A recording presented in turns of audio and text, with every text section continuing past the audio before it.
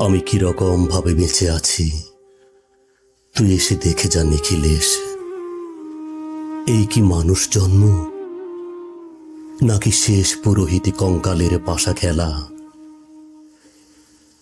প্রতি সন্ধে বেলা আমার বুকের মধ্যে হাওয়া ঘুরে ওঠে, হৃদয়কে অবহেলা করে রক্ত।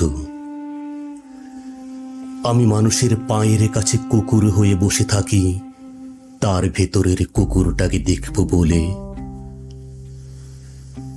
আমি আক্রোশে হেসে উঠি না, আমি ছাড় পোকার পাশে ছাড় পোকা হয়ে হাঁটি, মশা হয়ে উড়ি একদল মশার সঙ্গে। খাঁটি অন্ধকারে স্ত্রীলোকের খুব মধ্যে ডুব দিয়ে দেখেছি দেশলাই জেলে। ও গায়ে আমার কোনো ঘর বাড়ি নেই, আমি স্বপ্নের মধ্যে বাবুদের বাড়ির ছেলে সেজে গেছি রঙ্গালয়ে। পরাগের মতো ফুঁ দিয়ে উড়িয়েছি দৃশ্যলোক। ঘামে ছিল না এমন গন্ধকে যাতে ক্রোধে জ্বলে উঠতে পারি। নিখিলেশ, তুই একে কি বলবি? আমি সবার ঘরে নিজের দুই হাতে পেরেকে পিঠে দেখতে চেয়েছিলাম। যিশুর কষ্ট খুব বেশি ছিল কিনা আমি ফুলের পাশে ফুল হয়ে ফুটে দেখেছি, তাকে ভালোবাসতে পারি না। আমি কপালে থেকে ঘামের মতনে মুছে নিয়েছি পিতামহের নাম। আমি শ্মশানে গিয়ে মরে যাবার বদলে মাইরি মাইরি ঘুমিয়ে পড়েছিলাম।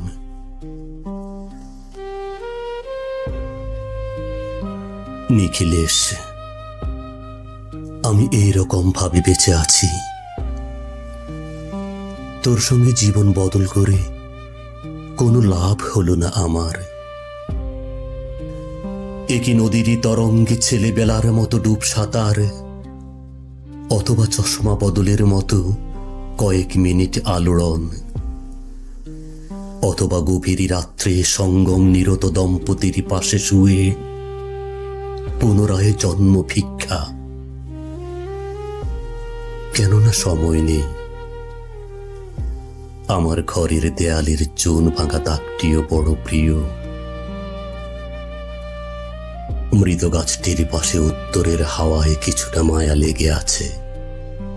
ভুল নাম, ভুল স্বপ্ন থেকে বাইরে এসে দেখি ওই পোকায় খেয়ে গেছে চিঠির বান্ডিল। তবুও অক্লেশে হলুদকে হলুদ বলে ডাকতে পারি।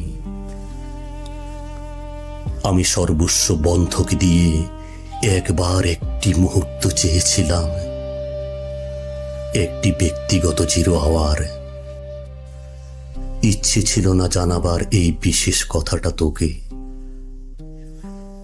তবু ক্রমশই বেশি করে শীত আসে। রাত্রে এরকম জলতেষ্টা আর কখনো পেত না। রোজ অন্ধকার হাতড়ে টের পাই তিনটি ইঁদুর। ইঁদুর নয়, মুশিক। তাহলে কি অদূরে প্রতীক্ষায় আছে সংস্কৃত শ্লোক? পাপ ও দুঃখের কথা ছাড়া এই অবেলায় কিছুই মনে পড়ে না। আমার পূজা ও নারী হত্যার ভিতরে বেজে ওঠে সাইরেন। নিজের দু হাত যখন নিজের ইচ্ছে মতো কাজ করে, তখন মনে হয় ওরা সত্যিকারের। আজকাল আমার চোখ দুটো মনে হয় এক পলক সত্যি চোখ। এরকম সত্য পৃথিবীতে খুব বেশি নেই আর।